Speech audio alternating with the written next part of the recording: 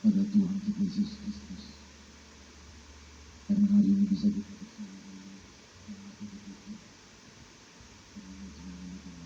haleluya. Sebelum saya membacakan sedikit firman Tuhan, saya boleh memperkenalkan diri. Saya ketua gitar dari perdagangan. Saya anak sintua gitar almarhum, dan nama saya Burung Bulan. Kami 6 bersaudara, 5 laki-laki dan 1 perempuan. Dan di antara anak-anak orang tua kami, baru 2 yang diangkat menjadi pekerja. 1 anak yang pertama dan 1 lagi anak yang ketiga. Demikianlah sedikit cerita dan kedatangan kami hari ini karena kami rindu. Saya rindu ingin sama-sama beribadah dengan adik saya di sini juga. Bapak Sitania, Barnabas Buta. Kerinduan hati yang memulai kehadiran kami untuk sama-sama memuji memuliakan Tuhan di tempat ini, di gereja ini. Bagaimana nama Tuhan dimuliakan dan kita besarkan. Haleluya. Jadi firman Tuhan, saya bacakan firman Tuhan yang pertama.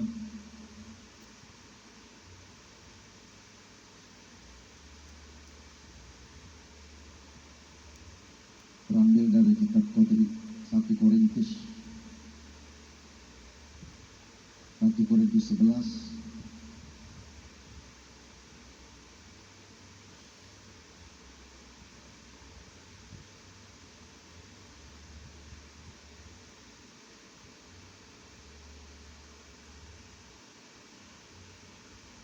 sampai 29.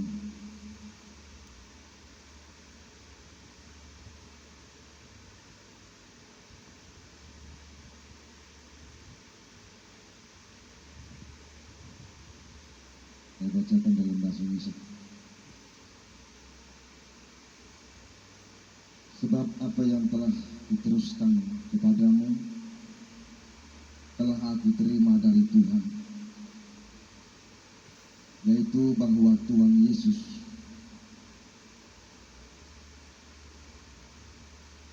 pada malam waktu ia diserahkan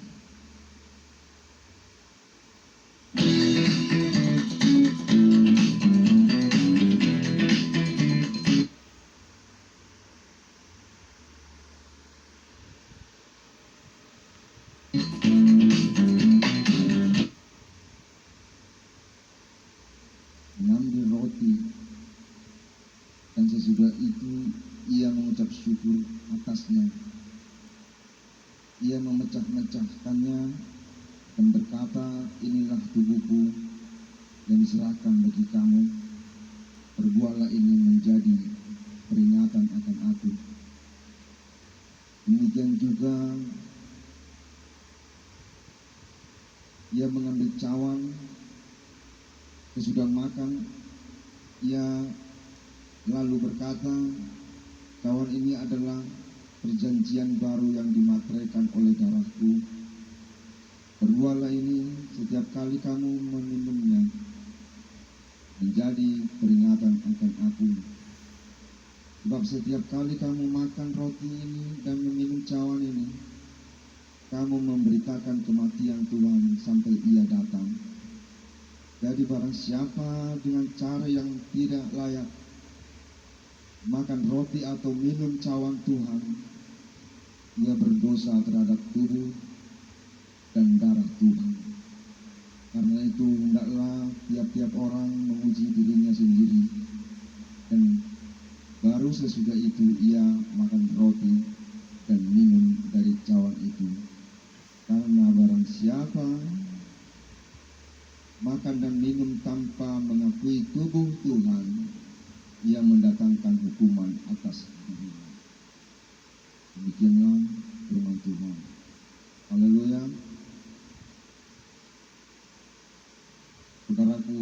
kasih dalam nama Tuhan, firman Tuhan ini sudah selalu kita dengarkan, tetapi terus kita dengarkan. Karena kita harus mewariskan, karena kita harus melanjutkan kerinduan Tuhan terhadap kita. Bagaimana kita semua seluruh anak-anak Tuhan mendapatkan bagian dalam perjanjian Tuhan. Perjanjian Tuhan, bagaimana kita semua masuk dalam rumah Allah, kerajaan Allah, itu surgawi. Dalam hal perkataan Tuhan yang baru saja kita dengar, firman yang disampaikan oleh Rasul Paulus kepada jemaat di Korintus, menyampaikan karena ada hal-hal terkadang sebagian mungkin tidak memahami hal tentang perjamuan kudus.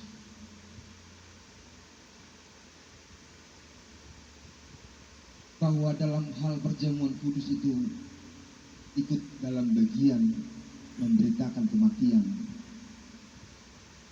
ikut dalam memikul penderitaan.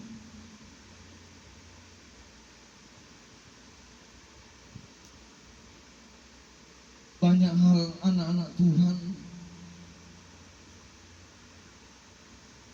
mengalami ketimpang siur sehingga tidak memahami sistem struktur daripada perjamuan ini.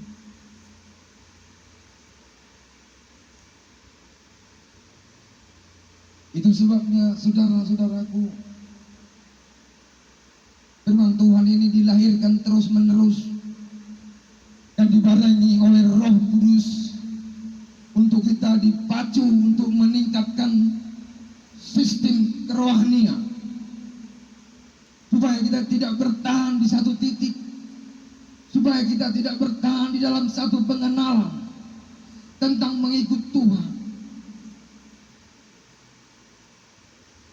Karena kita masih tinggal di dalam dunia. Kita tahu di dalam dunia ada iblis, ada setan yang berusaha, yang memiliki prinsip bagaimana saudaraku jangan sampai ikut dalam perjanjian Tuhan.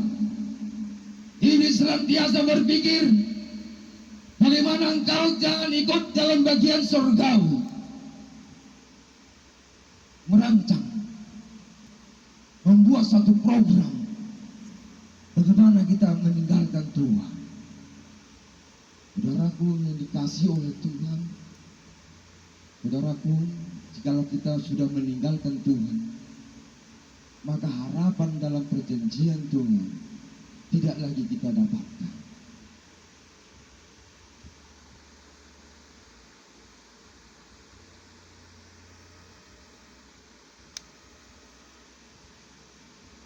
Harapan untuk masuk dalam istana Tuhan, tanah perjanjian, sedikit tidak lagi kita temukan.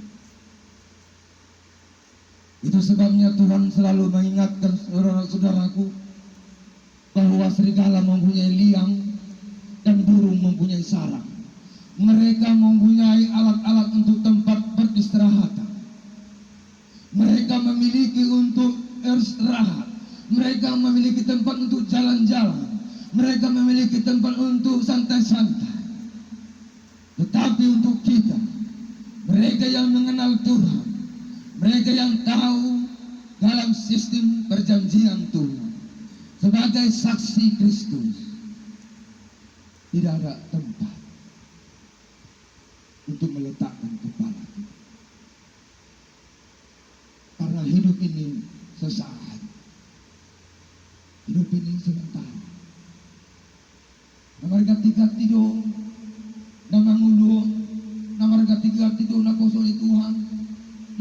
gatido atau pangula-pangulan ni Tuhan. Ido sebelum margati, ikon adong manyan penerus, ikon adong setiap gereja, adong penerus sebagai gembala, sebagai pengayom, sebagai membuat satu lawatan. Karena cukup sedih, ada beberapa gereja kita tidak memikirkan bagaimana nanti sistem generasi ke depan. Dia tidak mau pusing bagaimana kelanjutan gerejanya berdiri di tempat itu. Yang penting hari ini bagaimana. Sehingga dia tidak mau tahu, sehingga ketika dia sudah lenyap, keturunan kemudian tidak tahu siapa mau di kehidupan.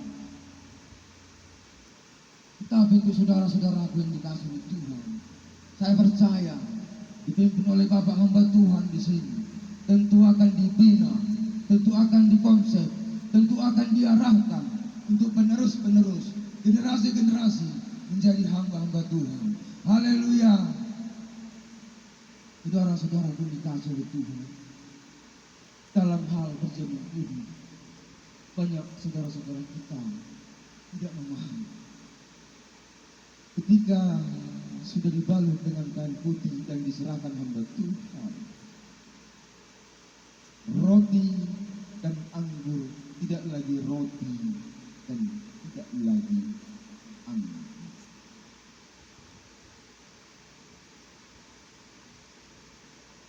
Tetapi itu adalah tubuh Kristus, yang tubuh itu dipecah-pecah dan anggur itu tercurah, darah itu tercurah. Sehingga sesudah kita berbuat hal itu, sehingga muncullah pertanyaan, maukah engkau menjadi roti yang terpecah? Maukah engkau menjadi anggur yang tercurah? Maukah engkau, pertanyaan. Lalu kita menjawab, mau, aku mau menjadi roti yang terpecah. Aku mau menjadi anggur yang tercurah. Saudaraku yang dikasihi Tuhan, di kalangan gereja perlu dituntun Roh Kudus. Roh Kudus, Roh Allah, Roh yang diberikan kepada kita untuk mengajarkan kita, mendidik kita, supaya kita terpimpin, supaya kita searah, supaya kita sejalan dalam sistem kemuliaan Tuhan, sehingga kita memiliki kapasitas.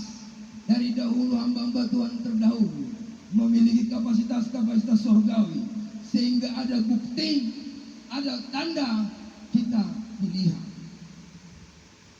Karena apa, saudaraku?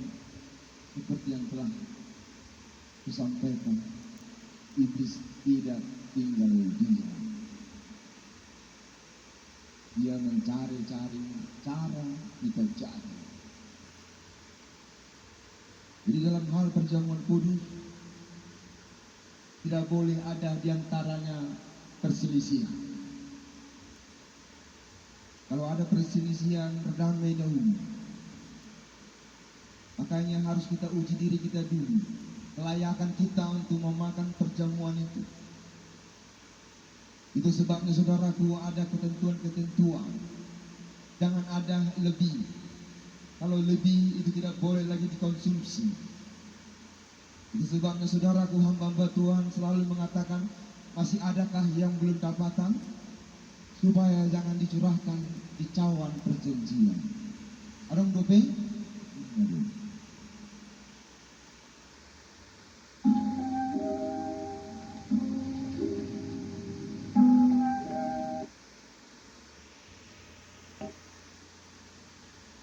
Dan kalau lebih harus dikubur. Karena itu sudah diletakkan tubuh dan darah.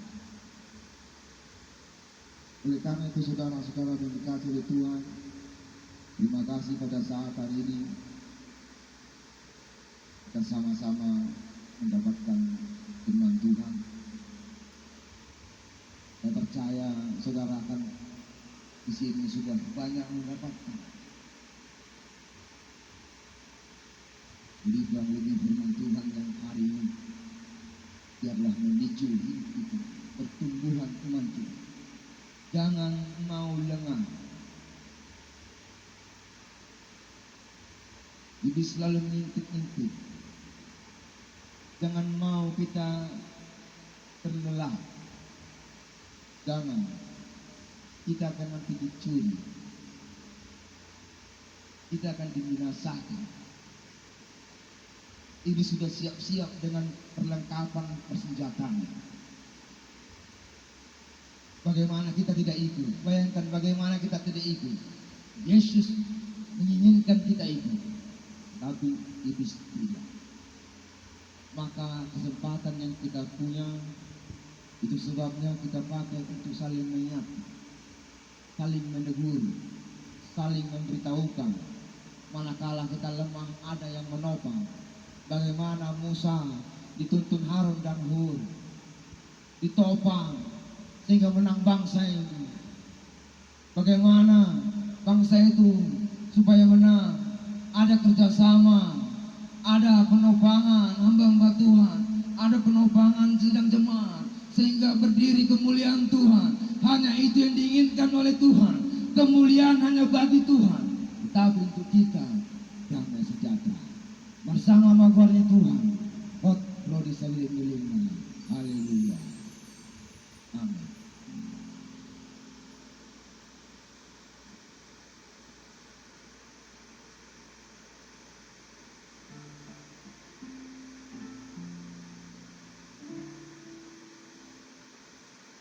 Puji Tuhan. Puji Tuhan.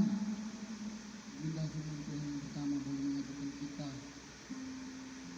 mengenai tentang tubuh Kristus dan darah Yesus. Kita angkat lagu pujian kita dan sekaligus kita memberikan koleksi yang pertama dan koleksi yang kedua.